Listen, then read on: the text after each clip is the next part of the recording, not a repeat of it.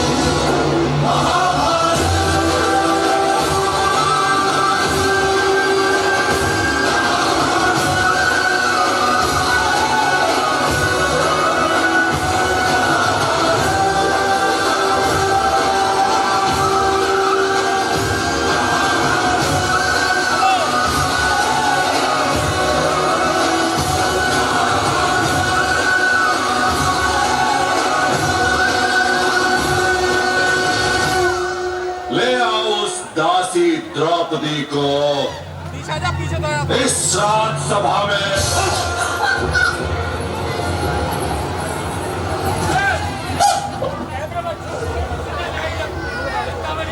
घमंड उतरता है तो सबसे पहले मुख काला होता है। इस घमंडी स्त्री का मुख तो दिखाओ।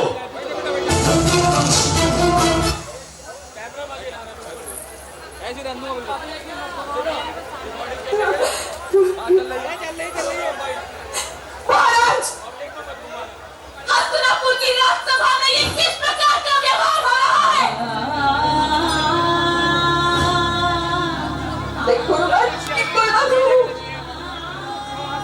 गुरुराज की प्रतिष्ठा हूँ।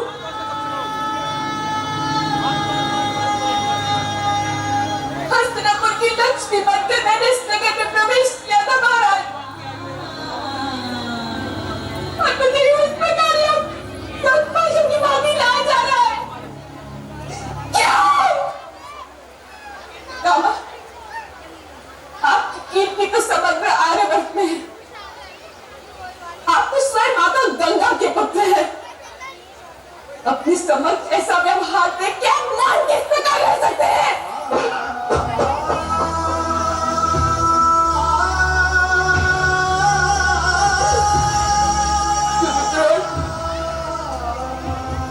आप तो यहाँ मेरे पिता के स्थान पर है।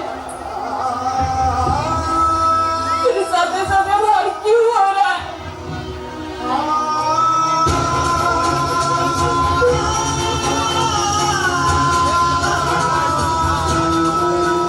महाराज, आपके पुत्र इस प्रकार मर्यादा भंग कर रहे हैं, उससे आपके मुख पर लांछन लग रहा है। आप इन्हें रोकते क्यों नहीं? एक दासी को अपने स्वामी का आदेश मानना ही पड़ता है।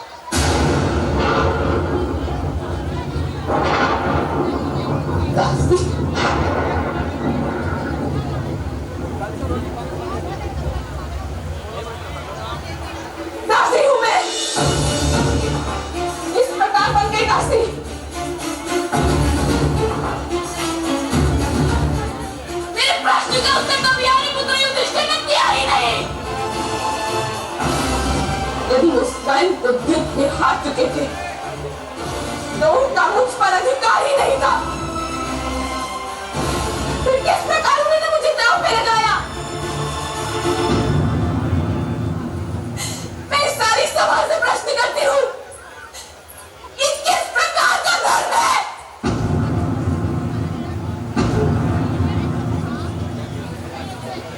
ये प्रश्न सभा से क्यों कर रही हो तुम? अपने आर्यपुत्र से पूछो। दास युधिष्ठिर, उत्तर दो। उत्तर दीजिए आर्य। क्या आपने किस अधिकार से अपने भाइयों को दांव पर लगाया था? क्या आपने उसी अधिकार से मुझे भी दांव पर लगाया?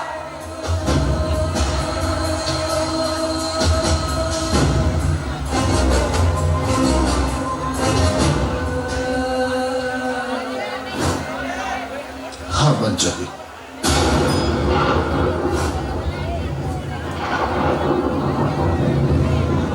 परिवारजनों का एक दूसरे पर अधिकार होता है। पत्नी केवल परिवारजन नहीं, पत्नी अर्धांगिनी भी होती है।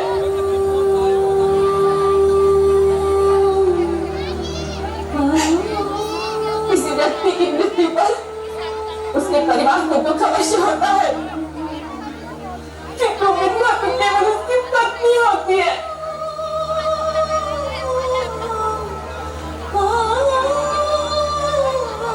एक पात्र में पड़े मोतियों के भी क्या वैसा ही संबंध होता है जैसे ही कुंडल में बांधे गए दो मोतियों के भी? फिर आपने वैसा अधिकार मुझ पर कैसे मांग लिया जैसा आपका आपके भाइयों पर है? उत्तर दीजिए, कौन मांग रही है?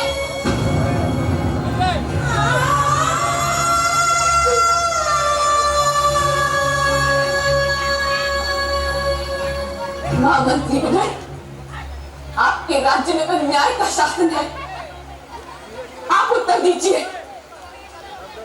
क्या आपके राज्य में किसी व्यक्ति की संपत्ति पर उसके भाइयों का अधिकार माना गया है? यदि व्यक्ति अपने भाई को अधिकार देता है तो आप अधिकार माना गया है। पति की संपत्ति पर पत्नी को अधिकार तो समाज देता है, राज्य का न्याय को अधिकार देता है। विवाह होते ही वो अधिकार उसे मिल जाता है। तो बताइए महामंत्री, जब आर्यपुत्र युधिष्ठिर ने अपनी सारी संपत्ति दांव पर लगाई तब मेरा भी अधिकार था उस पर। उन्होंने मेरी अनुमति क्यों नहीं ली? उत्तर दीजिए। दासी द्रौपदी, जब तुम लोग युद्ध खेलने के लिए हस्तिनापुर आए तब क्या तुमने अपने पांचों पतियों पर कोई मर्यादा लगाई थी?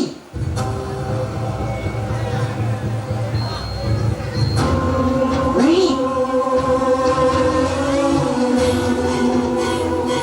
तब तो तुमने अपने पति को अपनी सारी संपत्ति हारने का अधिकार स्वयं दे दिया।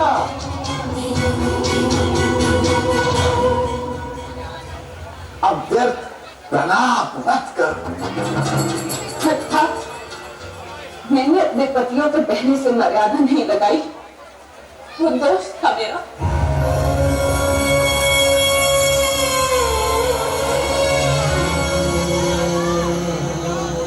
मैंने अपने पतियों पर विश्वास किया,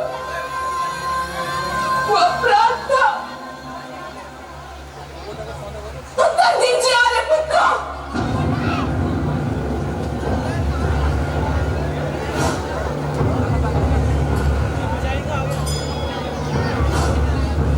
मेरे तो अनेक प्रश्नों के उत्तर देने होंगे आप सबको इस सभा में। आर्यपुत्र अर्जुन, आप उत्तर दीजिए। तुम्हारे पुत्री युधिष्ठिर ने मुझे युद्ध में हारने से पहले आपसे अनुमति ली थी।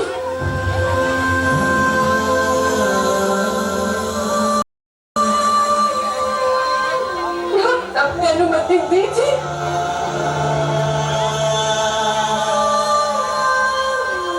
क्या आप सबने मिलकर मुझे संभालने से यूं काफी बनाया है? उत्तर दीजिए। दुशासन, जिस प्रकार इसने इंद्रप्रस्थ की सभा में समग्र आर्यवर्त के सामने हमें निशस्त्र किया था, उसी प्रकार इसे इस सभा में निर्वस्त्र कर दो।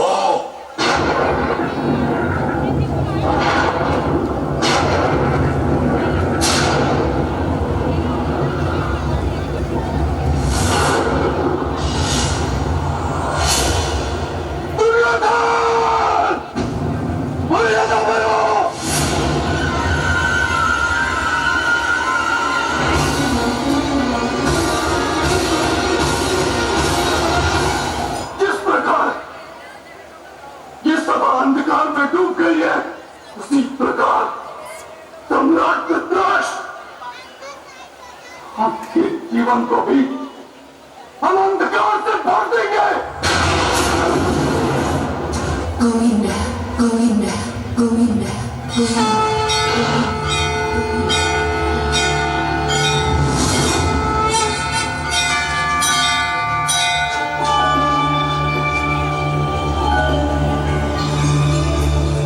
यदा यदा हि धर्मस्य ग्लानिर्भवति भारत अभ्युत्थानम् अधर्मस्य तदात्मानं सृजाम्यहम्।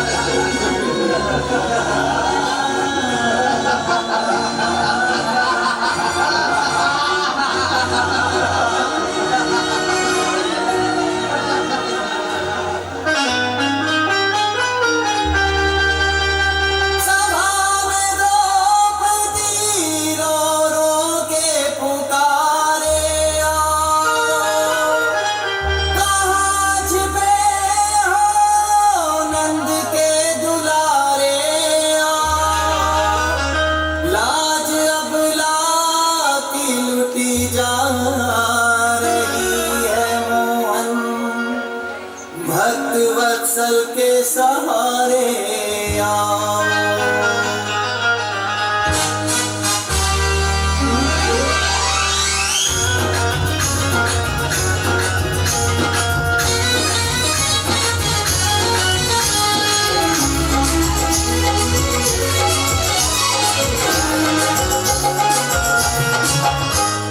अब आओगे, कब आओगे, कब आओगे,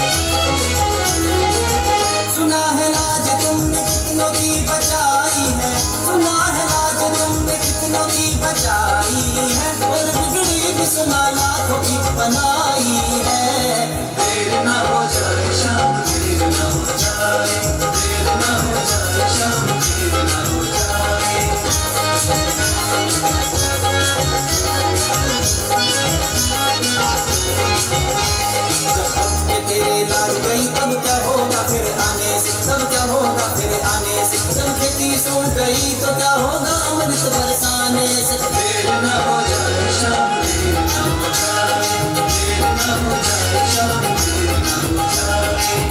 आ जा रे लाज मेरी न लुट जाए, देर न हो जाए शाम, देर न हो जाए, देर न हो जाए शाम, देर न हो जाए।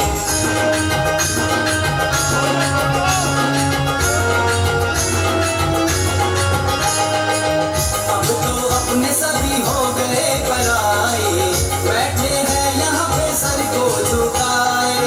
तो शासन खींच मेरी साड़ी सभा में, इज्जत मेरी बचे ना बचाए। वो सारी दुनिया के आगे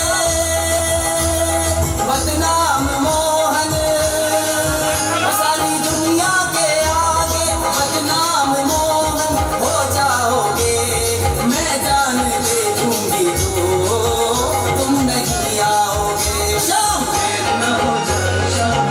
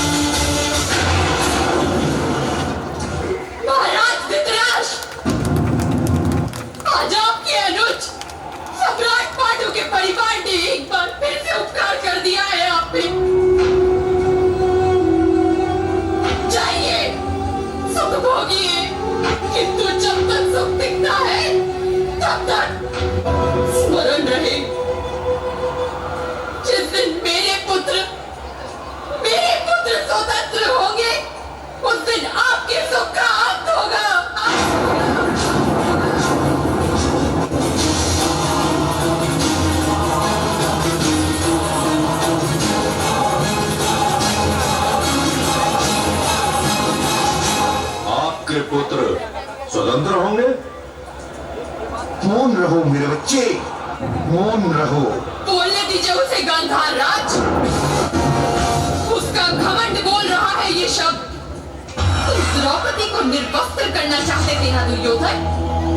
अब देखो देखो अपनी इस सभा को। मुख में विष लेकर चलने वाले सर्प की त्वचा भी उसका त्याग कर देती है। जिसने ये अधर्म मौन रहकर देखा, वो सब स्वयं सर्प के भांति निर्वस्त्र हो गए हैं। देखो अपनी इस सभा को।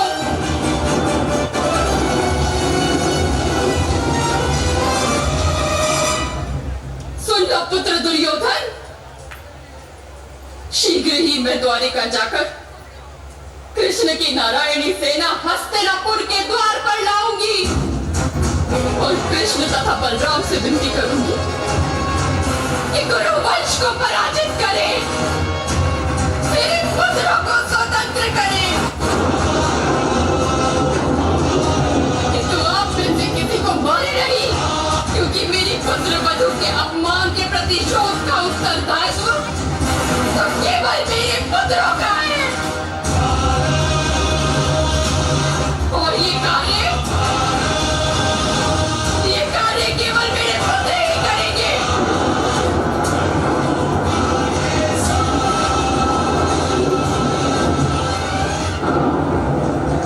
मुझे स्पर्श मत कीजिए राजमाता कुंती। मैं मले हो जाऊं। अब भी मौन है ये सभा। अब भी किसी को अपने धर्म के विषय में संदेह नहीं। मैं अब आपकी पुत्र वधू नहीं, आपके पुत्रों की पत्नी नहीं, गुरुवंश की कुल वधू नहीं। क्या आप सब लोग नहीं जानते कि एक साधु का मौन किसी दुष्ट के शब्दों से बड़ा अपराध है? आज इस सभा में समग्र विश्व की सारी स्त्रियों की आंखों के आंसू यहाँ बहाए हैं मैंने। इस सभा में उपस्थित सभी को अपने मौन का दंड मिलेगा। ये श्राप है या सारी आज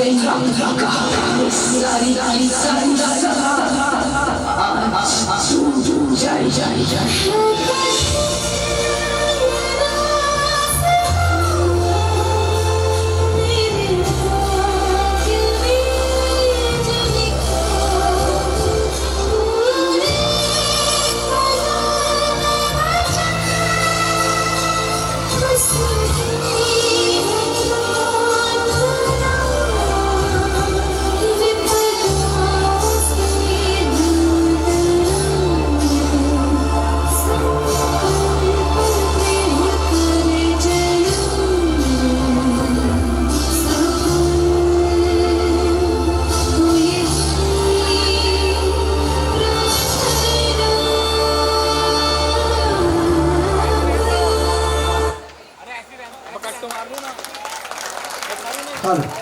एक बार जोरदार तालियां हो जाए।